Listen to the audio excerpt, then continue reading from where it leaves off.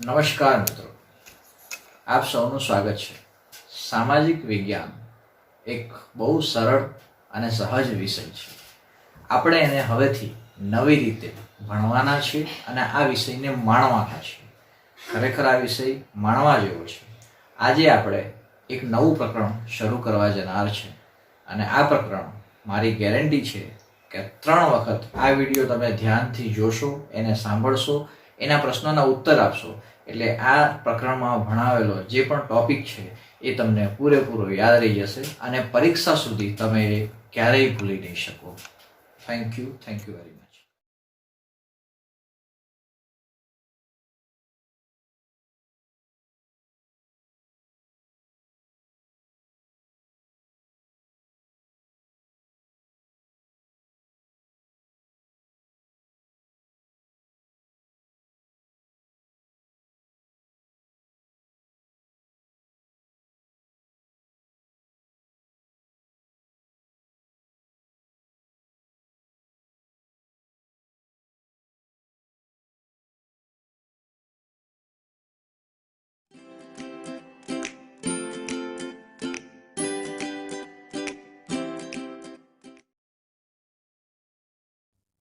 બંગાળમાં સિરાજઉદ્દૌલાનું શાસન હતું. તેના ઉતાવળિયા સ્વભાવના કારણે રાજ્યમાં તેના કેટલાક વિરોધીઓ હતા.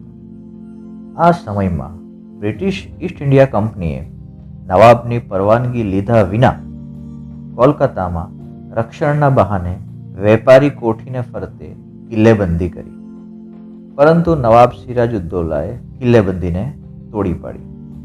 આ સમાચાર મદ્રાસ પહોંચતા, મદ્રાસ એટલે કે હાલનો ચેન્નાઈ, ત્યાં પહોંચ્યા કલકત્તાની કોઠીને સહાય કરવા માટે રોબર્ટ ક્લાઇવની આગેવાની નીચે કંપનીનું એક નાનકડું સૈન્ય બંગાળ આવી પહોંચ્યું. ઈસ્ટ ઇન્ડિયા કંપનીનું સૈન્ય શક્તિશાળી હોવા છતાં નવાબના સૈન્યને પરાજય આપી શકે એમ ન હતું એવું રોબર્ટ ક્લાઇવને લાગ્યું. તેથી તેણે દગાખોરીનો આશરો લીધો.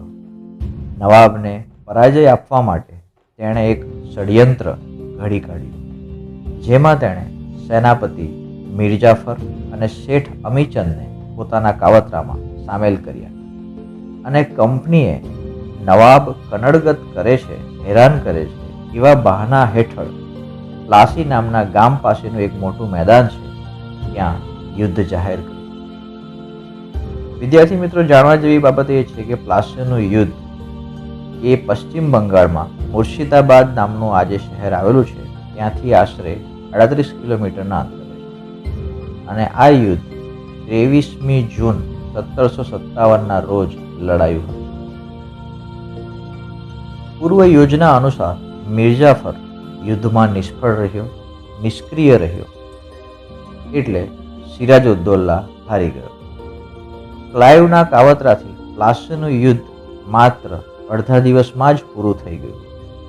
આ યુદ્ધથી ઈસ્ટ ઇન્ડિયા કંપનીને 24 પરગણાની જાગીર મળી, એટલે નાના ગામ જેવા એકમ. પરગણા એટલે એવા એકમ કે જ્યાંથી એમને પૈસા ઉઘરાવવાની સત્તા મળી, કર ઉઘરાવવાની સત્તા મળી. મીરજાફરને બંગાળનો નવાબ બનાવવામાં આવ્યો. આમ પ્લાસીના યુદ્ધ દ્વારા ભારતમાં કંપની સત્તાનો પાયો નખાયો.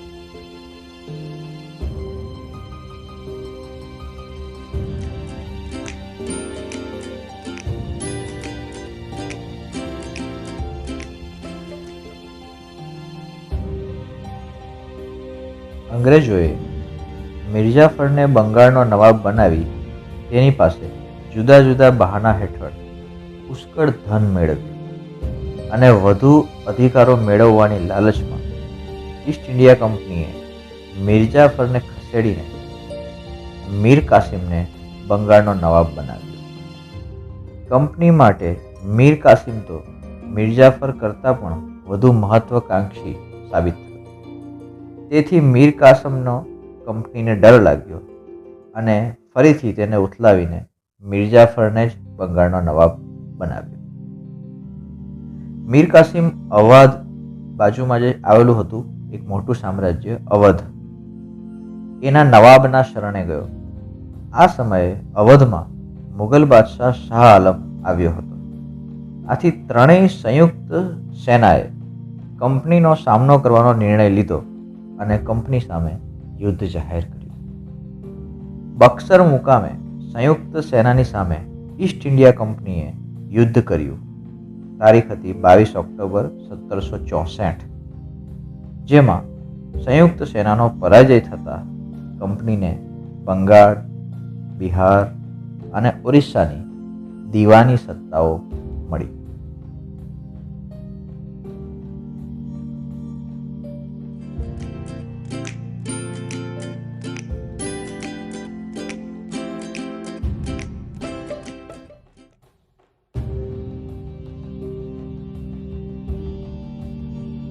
અંગ્રેજ સરકારે નિયામક ધારો પસાર કર્યો ઈસવીસન 1773, જે કાયદા પ્રમાણે બંગાળના ગવર્નરને ગવર્નર જનરલ બનાવી કંપનીના વ્યાપારી અને રાજકીય હિતો તથા પ્રવૃત્તિઓને તેના સીધા અંકુશ નીચે મૂક્યા અને તેના નીચે મદ્રાસ અને મુંબઈના ગવર્નર અને તેની કાઉન્સિલને મૂકવામાં આવી. આ રીતે વોરન હેસ્ટિંગ્સ ભારતનો પ્રથમ ગવર્નર જનરલ બન્યો. તેના સમયમાં મરાઠાઓ સાથે પ્રથમ મરાઠા વિગ્રહ અને મૈસૂરના હૈદર અલી સાથે દ્વિતીય મૈસૂર વિગ્રહ થયો. આ બંને સત્તાઓનો એક સાથે સામનો કરતા ઈસ્ટ ઇન્ડિયા કંપનીની મુશ્કેલીઓ વધી ગઈ. વોરન હેસ્ટિંગ્સ બાદ ગવર્નર જનરલ તરીકે કોર્નવોલિસ આવ્યો. તેના સમયમાં મૈસૂરના વાઘ તરીકે જાણીતા ટીપુ સુલતાન, એમની સાથે ત્રીજો મૈસૂર વિગ્રહ થયો. ટીપુ સુલતાનને હરાવવા કંપનીએ મરાઠા અને નિઝામની મદદ લીધી.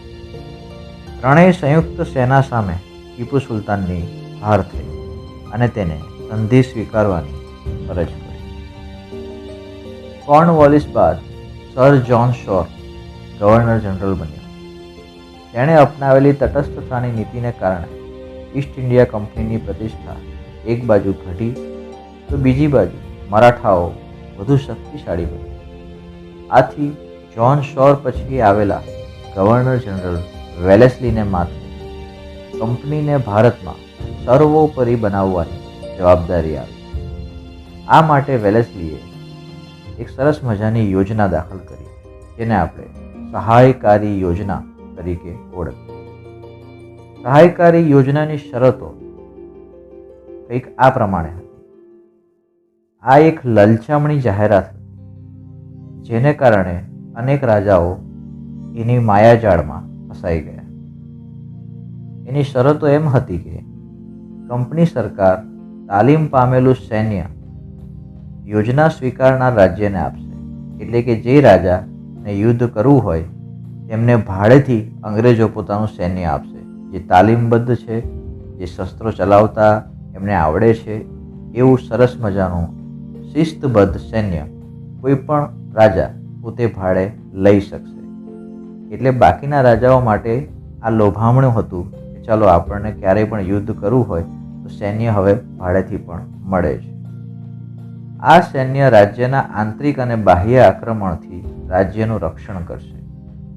તેના બદલામાં યોજના સ્વીકારનાર રાજાએ લશ્કરી ખર્ચ અથવા તેટલી આવક ધરાવતો પ્રદેશ અંગ્રેજોને આપવો. આ બીજી શરત હતી. ત્યારબાદ એવી પણ શરત હતી કે કંપનીની પરવાનગી વિના રાજ્ય અન્ય રાજ્ય કે અન્ય મિત્રો સાથે કે શત્રુઓ સાથે યુદ્ધ કે સંધિ કરી શકશે નહીં.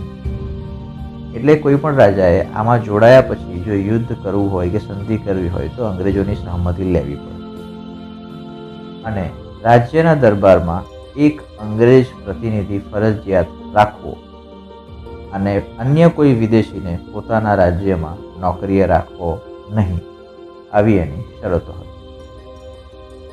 આ યોજનાને કેટલાક રાજાઓએ સહર્ષ સ્વીકારી લીધી, જેમાં હતા નિઝામ, મૈસૂરનું રાજ્ય, અવધનું રાજ્ય, ગાયકવાડ, સિંધિયા, ભોંસલે અને હોલકર. આ રાજાઓએ આ યોજનાને સ્વીકારી હતી.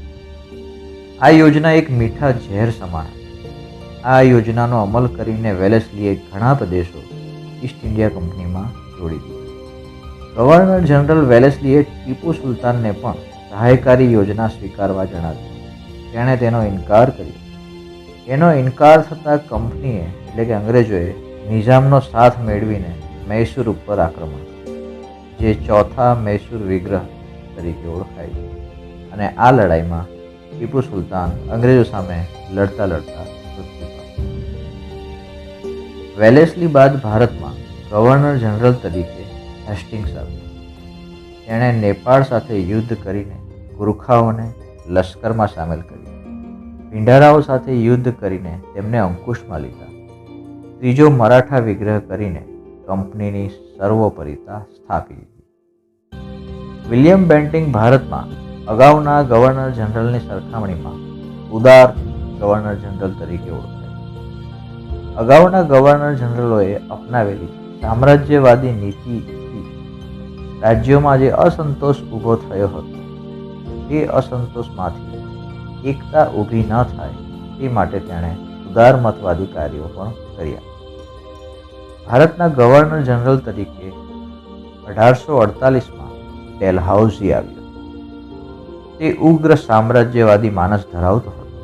તેણે સામ્રાજ્યવાદી નીતિને પોષવા અને કંપનીનો રાજ્ય વિસ્તાર વધારવા જીત, જપ્તી અને ખાલસા નીતિ અપનાવી. ડેલહાઉસીની ખાલસા નીતિને કારણે ઘણા બધા રાજ્યો ભારતમાં અંગ્રેજી શાસનના તાબા હેઠળ આવી. કેટલાક રાજ્યોને તેણે યુદ્ધ દ્વારા ખાલસા કરાવ્યા, જેમ કે પંજાબ અને પેગુ. કેટલાક રાજાને પુત્ર ન હોવાથી અપુત્ર અવસાન પામતા તેમના રાજ્ય ખાલસા કરાવ્યા એટલે ખાલી કરાવ્યા. સતારા, જૈતપુર, સંબલપુર, ઉદયપુર, ઝાંસી, બઘાત અને નાગપુર. કેટલાક રાજ્યોને ગેરવહીવટના બહાના હેઠળ ખાલસા કરાવ્યા, જેનું મોટું ઉદાહરણ છે અવધ. કોઈકની પાસે પૈસા કરજ લેવાનું હતું, એની ઉઘરાણીથી ખાલસા કરાવ્યા નિઝામનો વરાળ પ્રાંત. અને કેટલાક માત્ર નામ માત્રની સત્તા ચલાવતા હતા, ખરેખર ત્યાં અંગ્રેજોનું શાસન હતું અને લોકો એનો કરવેરો ભરતા હતા, જેમ કે કર્ણાટક અને તાંજોર. એમની સત્તાનો અંત લાવીને સંપૂર્ણ રીતે ખાલસા કરાવ્યા. આમ છતાં ડેલહાઉસી સુધારાવાદી પણ હતો. તેના સમયમાં ભારતમાં પ્રથમ રેલવે ઈસવીસન 1853માં મુંબઈથી થાણા શહેર વચ્ચે શરૂ થયો. ભારત અને ઇંગ્લેન્ડનો તાર વ્યવહાર પણ શરૂ થયો. જાહેર બાંધકામ ખાતાની સ્થાપના થઈ. અંગ્રેજી કેળવણીની વ્યવસ્થા શરૂઆત થઈ. વિધવા પુનઃવિવાહ અને બાળ લગ્ન પ્રતિબંધક ધારા પણ તેના સમયમાં જ થયા. 1757ના પ્લાસીના યુદ્ધથી શરૂ કરીને 100 વર્ષના સમયમાં કંપનીની સત્તા અને સામ્રાજ્ય બંને વધ્યા. પરંતુ તેમ કરતાં ભારતના રાજ્યોના અસંતોષનો સામનો તેમને કરવો પડ્યો અને આ અસંતોષ અંતે 1857ના ભારતના પ્રથમ સ્વાતંત્ર્ય સંગ્રામ સ્વરૂપે બહાર આવ્યો. મિત્રો, હવે આપણે જોઈશું કે ભારતમાં ઈસ્ટ ઇન્ડિયા કંપની આવી, એનો વિકાસ થયો, એણે સામ્રાજ્ય સ્થાપી દીધું, એની ભારત કઈ કઈ આર્થિક અસરો. જ્યારે આપણે કંપની શાસનનું સરવૈયું તૈયાર કરીએ છીએ ત્યારે આપણને ખ્યાલ આવે છે કે ભારત દેશ જે છેલ્લી સદીઓથી દુનિયાના દેશોમાં આર્થિક રીતે ગૌરવભર્યું સ્થાન ધરાવતો હતો, તે કંપની શાસનના 100 વર્ષના શાસનકાળમાં ઇંગ્લેન્ડ માટે કાચો માલ પેદા કરનાર અને કારખાનામાં તૈયાર થયેલ માલને બજારની ગરજ સારનાર દેશ બનાવી દીધો. બંગાળ સુતરાઉ કાપડ, કાચું રેશમ, ખાંડ, શણ, મલમલની નિકાસ કરતું હતું, પરંતુ દ્વિમુખી શાસન પદ્ધતિ બાદ બંગાળની આર્થિક ચમક ઝાંખી પડી ગઈ. કંપનીની અન્યાયી મહેસૂલી નીતિથી ભારતનો ખેડૂત પાયમાલ અને દેવાદાર બન્યો. અંગ્રેજ સરકારે ઇંગ્લેન્ડના ઉદ્યોગોને વિકસાવવા ભારતના કાપડ ઉદ્યોગ પર અન્યાયી જકાત નાખી. ભારતના હુન્નર ઉદ્યોગોને કચડી નાખવા વિવિધ અયોગ્ય રીત રસમ અપનાવી, જેથી ભારતના ઉદ્યોગ ધંધા પડી ભાંગ્યા. ભારતનો કારીગર ગરીબ અને બેરોજગાર બન્યો.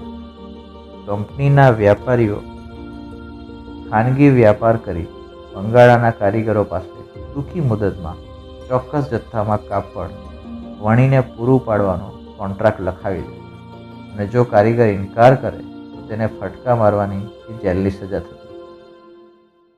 કંપનીના આગમન પહેલાં ભારતના ગામડા સ્વાવલંબી અને સમૃદ્ધ હતા, જે અંગ્રેજોના શાસનના અસરથી ગરીબ અને પરાધીન બન્યા. ઈસ્ટ ઇન્ડિયા કંપનીના શાસનકાળમાં ભારતમાં મુંબઈ થાણા વચ્ચે પ્રથમ રેલવે શરૂ થઈ. ઇંગ્લેન્ડ ભારત વચ્ચે આગબોટ સેવાની પણ શરૂઆત થઈ. મુંબઈ, મદ્રાસ, કોલકાતા જેવા મહાબંદરોનો વિકાસ પણ થયો. કંપની શાસનમાં સમાજ ઉપર પણ કેટલીક અસર થઈ, જેને આપણે કહીશું કંપની શાસનની સામાજિક અસરો. બ્રિટિશ વહીવટ દરમિયાન વર્તમાનપત્રોના વિકાસ ભારતીય પ્રજામાં વિચાર, વાણી સ્વાતંત્ર્યની ભાવના પણ વિકસી. એ સમય દરમિયાન ભારતમાં સમાજમાં કેટલાક પ્રદેશોમાં કુરિવાજો જોવા મળતા હતા. જેમાં સતી પ્રથા, બાળકીને દૂધ પીતી કરવાનો રિવાજ, બાળ લગ્ન વગેરે. અંગ્રેજોના સંપર્કથી રાજા રામમોહન રાય, દુર્ગારામ મહેતા, બહેરામજી મલબારી વગેરે જેવા મહાનુભાવોએ કુરિવાજો દૂર કરવા માટે કાયદા કરાવ્યા. ભારતમાં વહીવટી માળખાનું અંગ્રેજીકરણ થતાં અંગ્રેજી જાણનાર લોકોની જરૂર ઊભી થઈ. પરિણામે મેકોલેના પ્રયત્નથી ભારતમાં અંગ્રેજી શિક્ષણ સ્થાપવાનો પ્રારંભ થયો. ચાર્લ્સ વુડની ભલામણથી મુંબઈ, મદ્રાસ, કોલકાતામાં યુનિવર્સિટીની સ્થાપના થઈ. અંગ્રેજી શાસનના કારણે ભારતમાં અંગ્રેજી જાણનારનો વર્ગ ઊભો થયો. સમય જતાં તેણે સુધારાવાદી માંગણીઓ કરી સુધારાની પ્રક્રિયાને વેગ આપ્યો. આમ ઈસ્ટ ઇન્ડિયા કંપની ભારતની સમૃદ્ધિ અને વેપારથી આકર્ષાઈને ભારતમાં આવ્યા. ભારતમાં કંપની શાસનને પરિણામે રાજકીય, આર્થિક, સામાજિક, સાંસ્કૃતિક ક્ષેત્રે સારી નરસી અસરો ઊભી થઈ.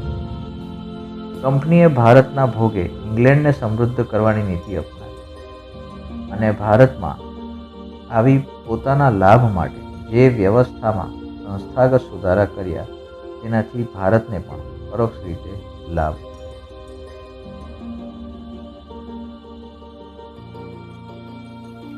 વિદ્યાર્થી મિત્રો, હવે આપણે જોઈશું કેટલાક યાદ રાખવા જેવા મુદ્દાઓ. પ્લાસીનું યુદ્ધ 1757, બક્સરનું યુદ્ધ 1764 અને નિયામક ધારો 1773 આ ઈસવીસન યાદ રાખીશું. સહાયકારી યોજના કોણે દાખલ કરી? તો કે વેલેસ્લી. અને ખાલસા નીતિ કોણે દાખલ કરી? તો આવશે જવાબ ડેલહાઉસી.